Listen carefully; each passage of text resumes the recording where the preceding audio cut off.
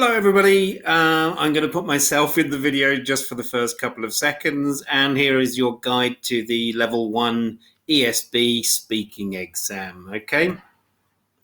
So, preparing for your speaking exam.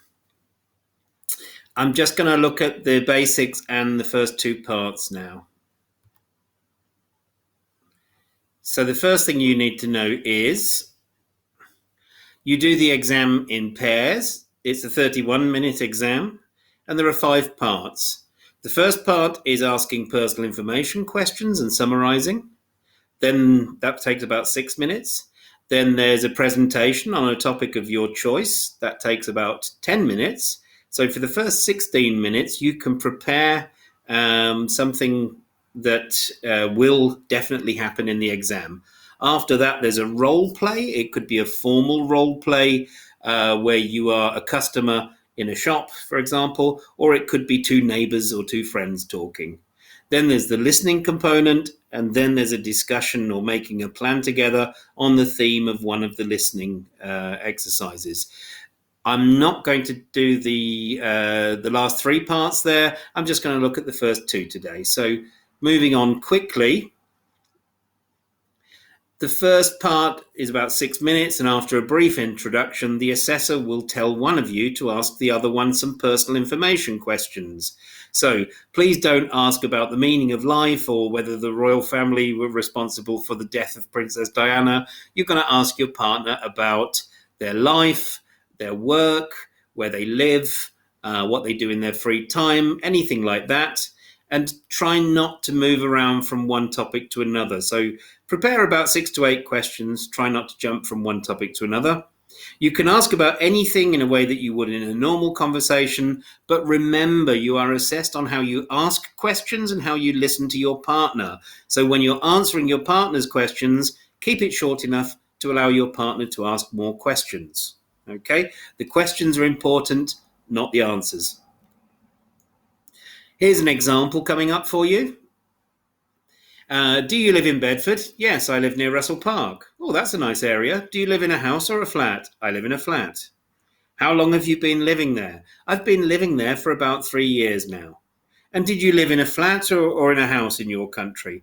Oh, I used to live in a house when I lived with my parents, but I moved to a flat later. Okay, notice in this one we've used present perfect continuous. I've been living there, okay, and also the question, and also used to in one of the answers. Here's some more questions on the same topic. So which do you prefer, living in a house or a flat? Well, my parents' house, we should have an apostrophe there, was in a village, but I prefer living in a town, and houses are so expensive. That's true. If you won the lottery, where would you buy a house? If I won the lottery, I would buy a big house on the coast, but not too far from a town. So you mean you would like to live close to the main amenities? Yes, I would like to be close to cinemas and restaurants and also to hospitals in case of emergencies. Okay, so that's a very quick run through of a question and answer session. Then the assessor will ask you, so what did you find out? And you say, I found out that she lives in a flat near Russell Park. She's been living there for 3 years. She used to live in a house with her parents, and if she won the lottery, she would buy a big house near the sea. So keep that nice and short, just the main facts, okay? Then we repeat the same process with the roles reversed. So the one who is asking questions now answers questions, okay?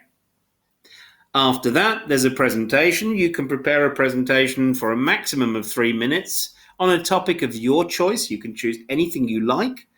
Your partner listens to you and then asks you 3 questions about what you've said. The assessor can comment or ask a question at the end, and then the roles are reversed again, so the other person makes the presentation. Some tips. It's a good idea to discuss what kind of questions your partner can ask before you do the real exam. For example, if you talk about your favorite heavy metal song and your partner doesn't really like heavy metal or rock music, then you might want to help your partner to decide what would be a good question, okay? Don't forget, add some level 1 grammar in the question. So, for example, an if question, yeah? If you had enough money to go and see your favorite group in concert, would you do it? Okay, or who would you take with